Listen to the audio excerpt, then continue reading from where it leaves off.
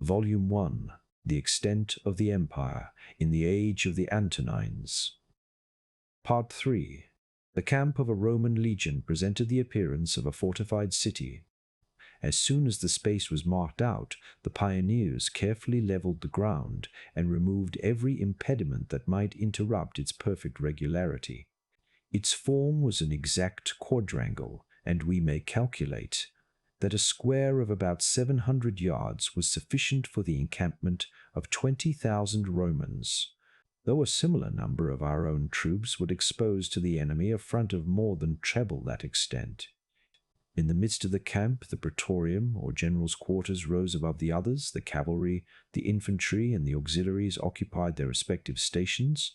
The streets were broad and perfectly straight, and a vacant space of 200 feet was left on all sides between the tents and the rampart.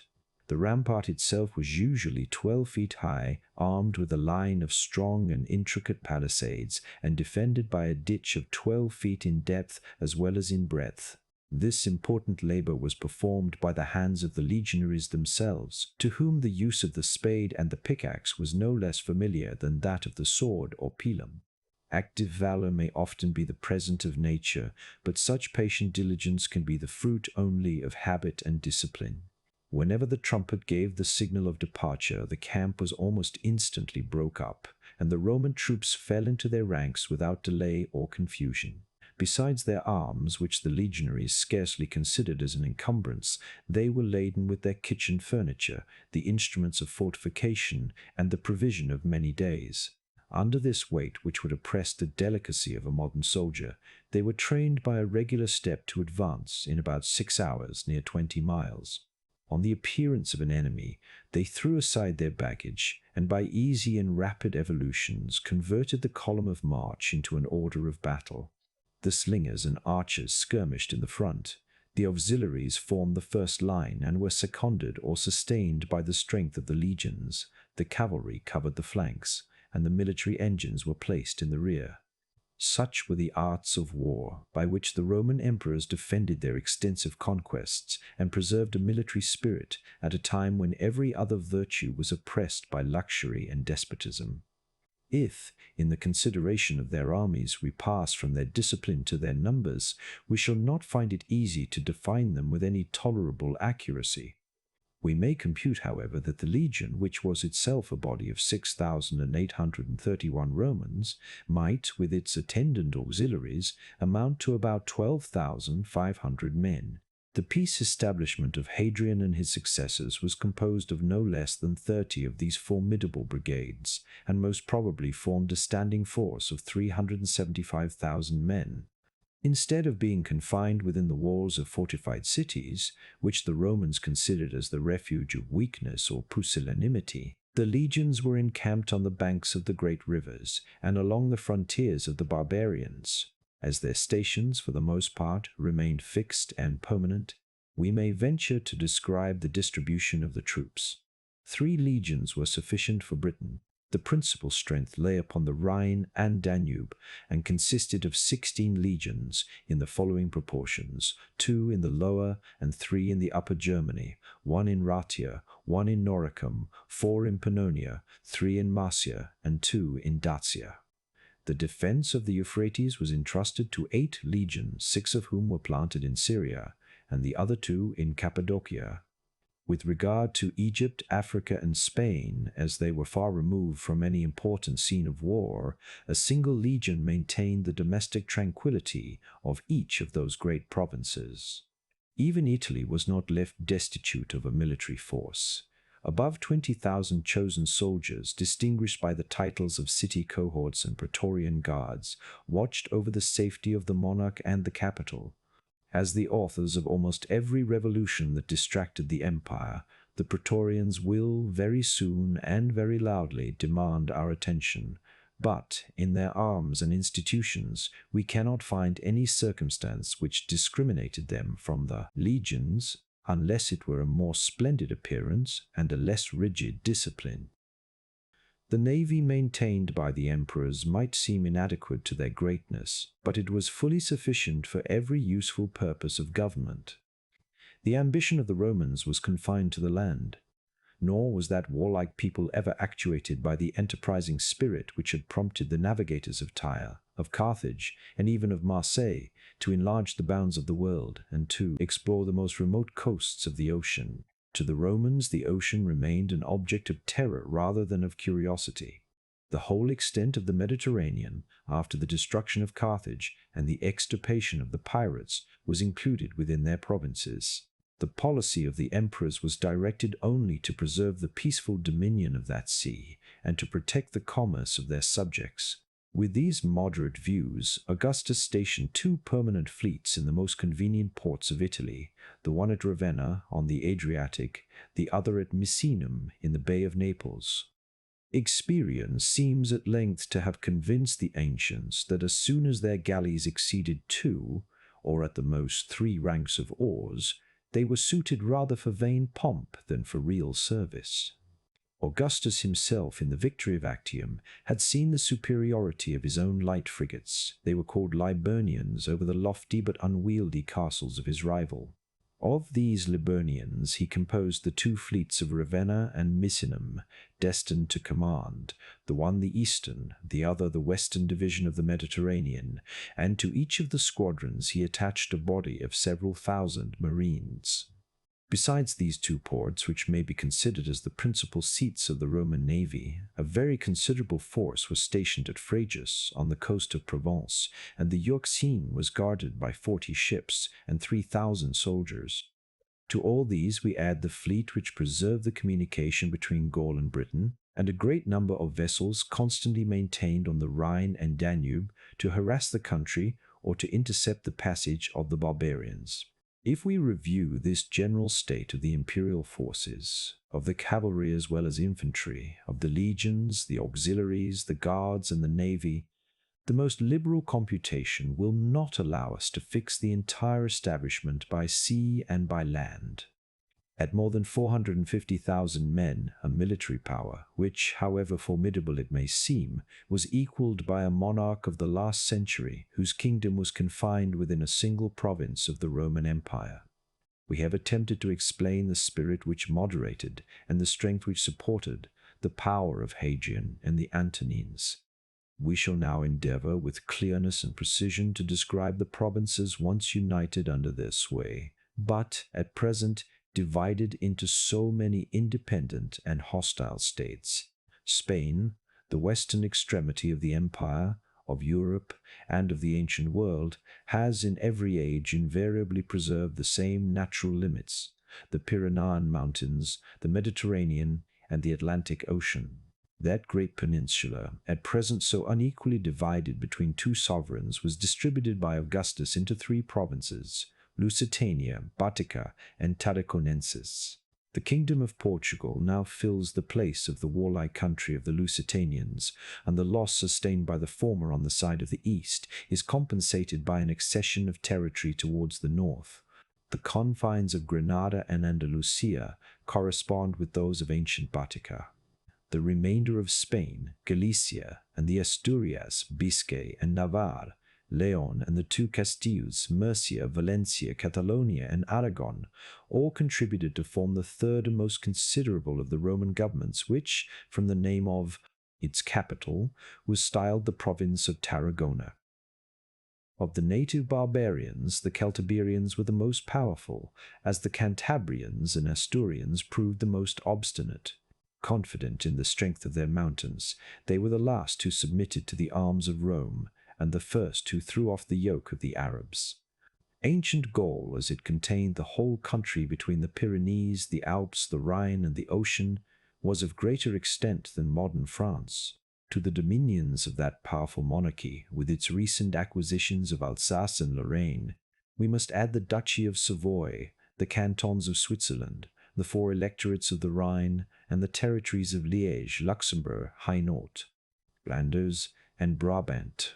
When Augustus gave laws to the conquests of his father, he introduced a division of Gaul, equally adapted to the progress of the legions, to the course of the rivers, and to the principal national distinctions, which had comprehended above 100 independent states. The seacoast of the Mediterranean, Languedoc, Provence, and Dauphiné received their provincial appellation from the colony of Narbonne. The government of Aquitaine was extended from the Pyrenees to the Loire.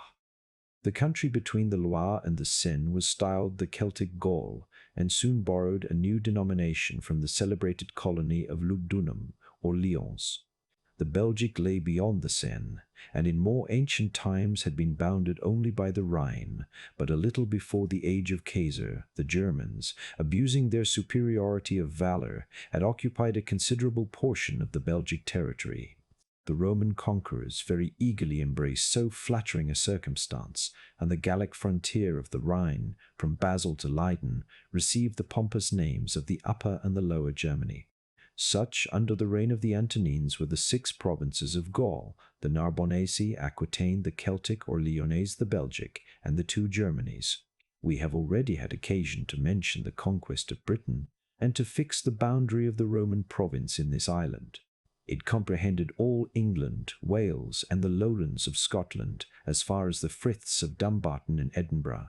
Before Britain lost her freedom, the country was irregularly divided between 30 tribes of barbarians, of whom the most considerable were the Belga in the west, the Brigantes in the north, the Silures in South Wales, and the Iceni in Norfolk. Suffolk.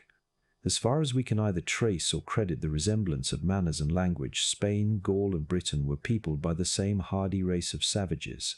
Before they yielded to the Roman arms, they often disputed the field, and often renewed the contest. After their submission, they constituted the western division of the European provinces, which extended from the columns of Hercules to the wall of Antonines, and from the mouth of the Tagus to the sources of the Rhine and Danube. The Ligurians dwelt on the rocky coast which now forms the Republic of Genoa. Venice was yet unborn, but the territories of that state which lie to the east of the Adige were inhabited by the Venetians.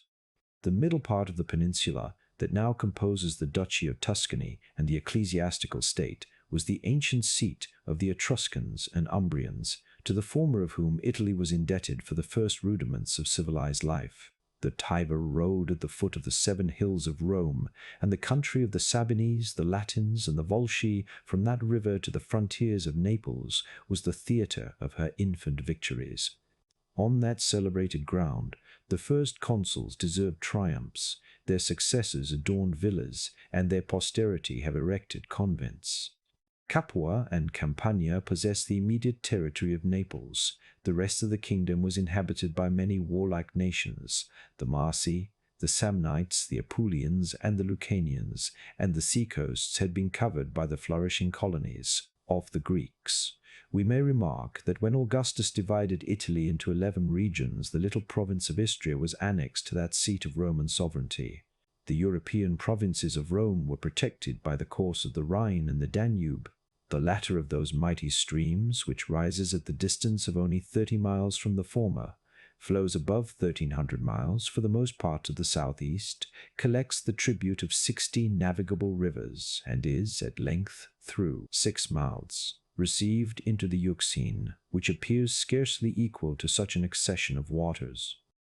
The provinces of the Danube soon acquired the general appellation of Illyricum, or the Illyrian frontier, and were esteemed the most warlike of the empire, but they deserve to be more particularly considered under the names of Raetia, Noricum, Pannonia, Dalmatia, Dacia, Marcia, Thrace, Macedonia, and Greece.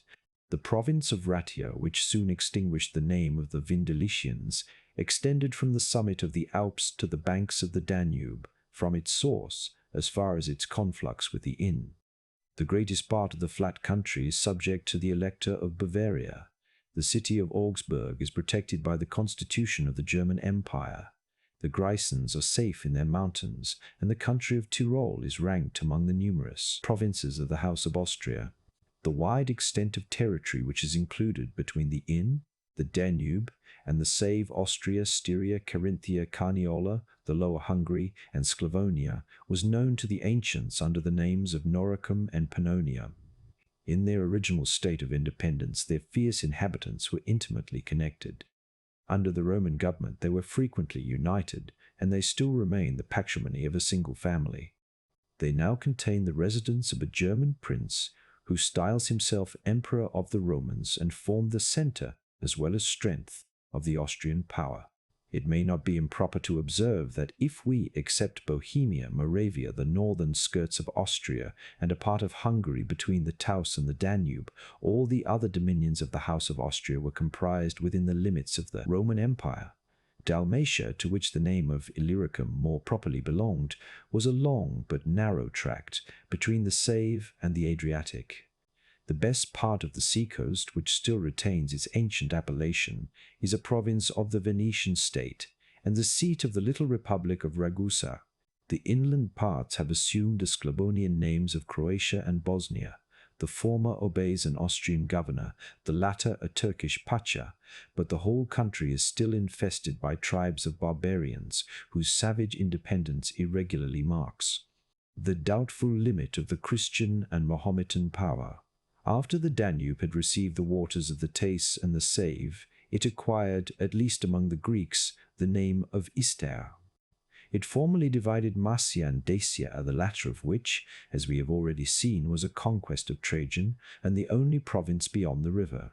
If we inquire into the present state of those countries, we shall find that, on the left hand of the Danube, Temswar and Transylvania have been annexed, after many revolutions, to the crown of Hungary, whilst the principalities of Moldavia and Wallachia acknowledge the supremacy of the Ottoman Porte.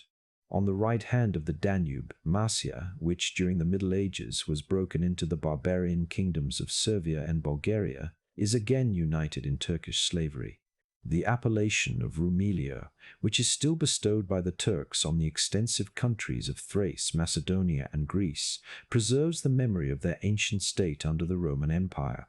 In the time of the Antonines, the martial regions of Thrace, from the mountains of Haemus and Rhodope to the Bosphorus and the Hellespont, had assumed the form of a province. Notwithstanding the change of masters and of religion, the new city of Rome, founded by Constantine on the banks of the Bosphorus, has ever since remained the capital of a great monarchy.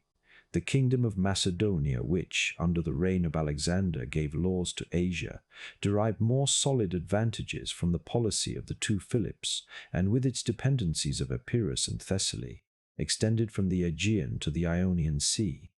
When we reflect on the fame of Thebes and Argos, of Sparta and Athens, we can scarcely persuade ourselves that so many immortal republics of ancient Greece were lost in a single province of the Roman Empire, which, from the superior influence of the Achaean League, was usually denominated the province of Achaia. Such was the state of Europe under the Roman emperors. The provinces of Asia, without excepting the transient conquests of Trajan, are all comprehended within the limits of the Turkish power. But, instead of following the arbitrary divisions of despotism and ignorance, it will be safer for us, as well as more agreeable, to observe the indelible characters of nature. The name of Asia Minor is attributed with some propriety to the peninsula which, confined betwixt the Euxine and the Mediterranean, advances from the Euphrates towards Europe. The most extensive and flourishing district westward of Mount Taurus and the river Halys was dignified by the Romans with the exclusive title of Asia. The jurisdiction of that province extended over the ancient monarchies of Troy, Lydia, and Phrygia, the maritime countries of the Pamphylians, Lycians, and Carians, and the Grecian colonies of Ionia, which equaled in arts, though not in arms, though glory of their parent. The kingdoms of Bithynia and Pontus possessed the northern side of the peninsula, from Constantinople to Trebizond. On the opposite side, the province of Cilicia was terminated by the mountains of Syria. The inland country, separated from the Roman Asia by the river Halys, and from Armenia by the Euphrates, had once formed the independent kingdom of Cappadocia. In this place we may observe that the northern shores of the Euxine, beyond Trebizond in Asia, and beyond the Danube in Europe, acknowledged the sovereignty of the emperors, and received at their hands either tributary princes or Roman garrisons. Budzak, Crim Tartary, Circassia, and Mingrelia are the modern appellations of those savage countries. Under the successors of Alexander, Syria was the seat of the Seleucidae, who reigned over Upper Asia, till the successful revolt of the Parthians confined their dominions between the Euphrates and the Mediterranean. When Syria became subject to the Romans, it formed the eastern frontier of their empire, nor did that province, in its utmost latitude, know any other bounds than the mountains of Cappadocia to the north, and towards the south, the confines of Egypt and the Red Sea. Phoenicia and Palestine was sometimes annexed to, and sometimes separated from, the jurisdiction of Syria. The former of these was a narrow and rocky coast, the latter was a territory scarcely superior to Wales, either in fertility or extent. Yet Phoenicia and Palestine will forever live in the memory of mankind, since America as well as Europe has received letters from the one and religion from the other. 83. A sandy desert, alike destitute of wood and water, skirts along the doubtful confine of Syria from the Euphrates to the Red Sea. The wandering life of the Arabs was inseparably connected with their independence, and wherever, on some spots less barren than the rest, they ventured to for many settled habitations, they soon became subjects to the Roman Empire. In regard to Phoenicia and Palestine, this comparison is exaggerated, with the intention, no doubt, of attacking the authority of the Bible, which boasts of the fertility of Palestine. Gibbon's only authorities were that of Strabo L16, 1904, and the present state of the country. But Strabo only speaks of the neighborhood of Jerusalem, which he calls barren and arid to the extent of 60 stadia around the city. In other parts he gives a favorable testimony to the fertility of many parts of Palestine. Thus he says, near Jericho, there is a grove of palms and a country of 100 stadia, full of springs and well peopled. Moreover, Strabo had never seen Palestine. He spoke only after reports, which may be as inaccurate as those according to which he has composed that description of Germany in which Glaverius has detected so many errors. Gluv, Germ, 3, 1. Finally, his testimony is contradicted and refuted by that of other ancient authors and by medals. Tacitus says, in speaking of Palestine, the inhabitants are healthy and robust, the rains moderate, the soil fertile. Hist. V. 6. Ammianus Marcellinus says also, the last of the Syrias is Palestine, a country of considerable extent, abounding in clean and well-cultivated land, and containing some fine cities, none of which yields to the other, but, as it were, being on a parallel, are rivals. See also the historian Josephus Hist. 4. 1. Procopius of Caesarea, who lived in the 6th century, says that Chosroes, king of Persia, had a great desire to make himself master of Palestine on account of its extraordinary fertility, its opulence, and the great number of its inhabitants. The Saracens thought the same, and were afraid that Omar, when he went to Jerusalem, charmed with the fertility of the soil and the purity of the air, would never return to Medina. Ockley, Hist. of Seric. I. 232. The importance attached by the Romans to the conquest of Palestine and the obstacles they encountered prove also the richness and population of the country. Vespasian and Titus caused medals to be struck with trophies, in which Palestine is represented by a female under a palm tree to signify the richness of he country, with this legend, Judea capta. Other medals also indicate this fertility, for instance, that of Herod holding a bunch of grapes, and that of the young Agrippa displaying fruit. As to the present state of he country, one perceives that it is not fair to draw any inference against its ancient fertility. The disasters through which it has passed, the government to which it is subject, the disposition of the inhabitants, explain sufficiently the wild and uncultivated appearance of the land, where, nevertheless, fertile and cultivated districts are still found, according to the testimony of travelers, among others of Shaw, Mondrel, La Roque.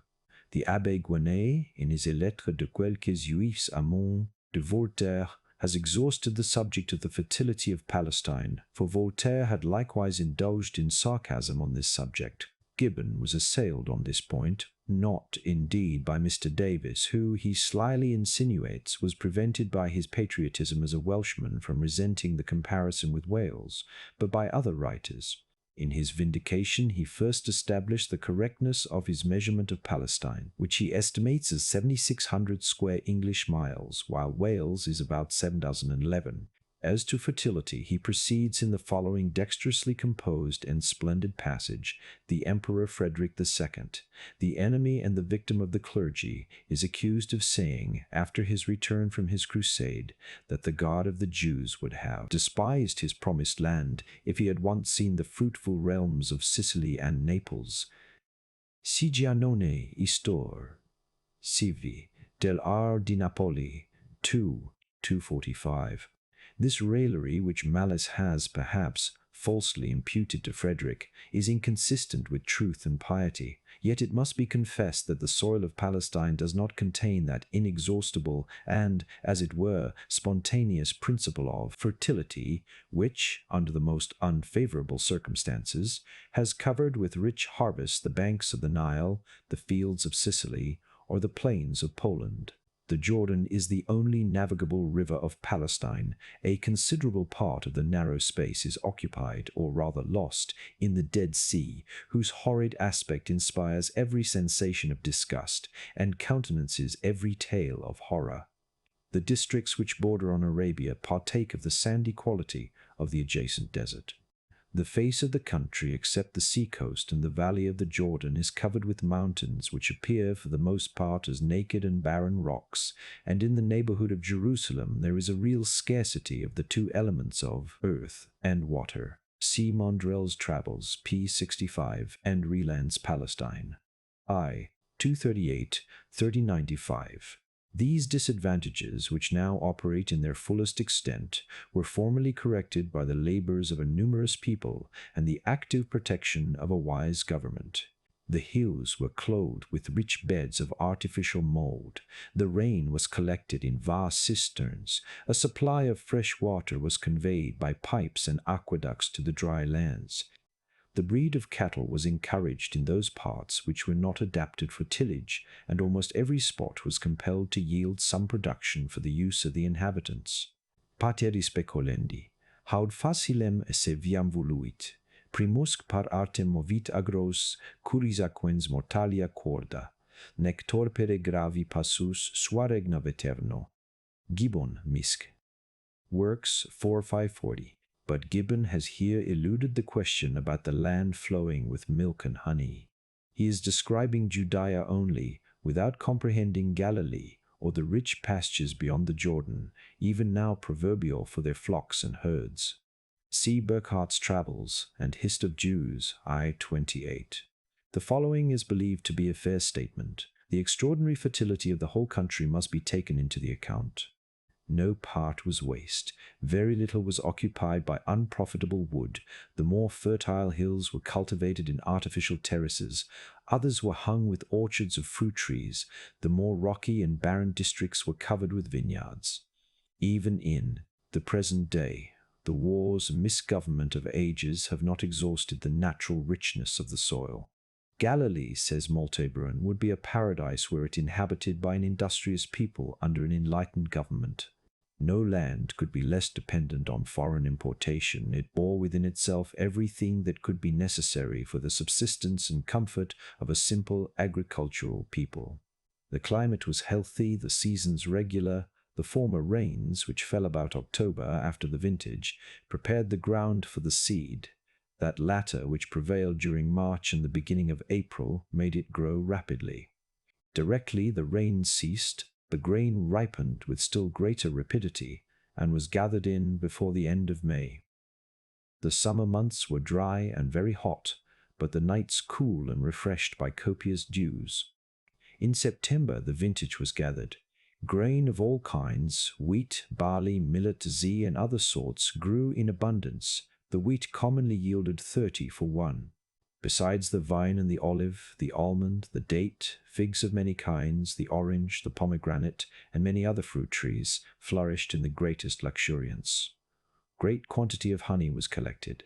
The balm tree, which produced the opobalsamum, a great object of trade, was probably introduced from Arabia in the time of Solomon. It flourished about Jericho and in Gilead. Milman's Hist of Jews. I-77. The geographers of antiquity have frequently hesitated to what portion of the globe they should ascribe Egypt. By its situation, that celebrated kingdom is included within the immense peninsula of Africa, but it is accessible only on the side of Asia, whose revolutions in almost every period of history Egypt has humbly obeyed. A Roman prefect was seated on the splendid throne of the Ptolemies, and the iron scepter of the Mamelukes is now in the hands of a Turkish pacha. The Nile flows down the country, above 500 miles from the Tropic of Cancer to the Mediterranean, and marks on either side the extent of fertility by the measure of its inundations. Cyrene, situate towards the west and along the seacoast, was first a Greek colony, afterwards a province of Egypt, and is now lost in the desert of Barca. Edit, Ptolemy, and Strabo, with the modern geographers, fixed the Isthmus of Suez as the boundary of Asia and Africa. Dionysius, Mela, Pliny, Sallust, Hirtius, and Solinus have preferred for that purpose the western branch of the Nile, or even the great Catabathmus or descent, which last would assign to Asia not only Egypt, but part of Libya. Edit, the French. Editor has a long and unnecessary note on the history of Cyrene.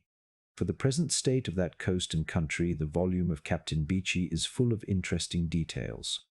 Egypt, now an independent and improving kingdom, appears, under the enterprising rule of Muhammad Ali, likely to revenge its former oppression upon the decrepit power of the Turkish Empire. This note was written in 1838. The future destiny of Egypt is an important problem, only to be solved by time. This observation will also apply to the new French colony in Algiers, 1845. From Cyrene to the ocean, the coast of Africa extends above 1,500 miles, yet so closely is it pressed between the Mediterranean and the Sahara, or sandy desert, that its breadth seldom exceeds 80 or 100 miles. The eastern division was considered by the Romans as the more peculiar and proper province of Africa.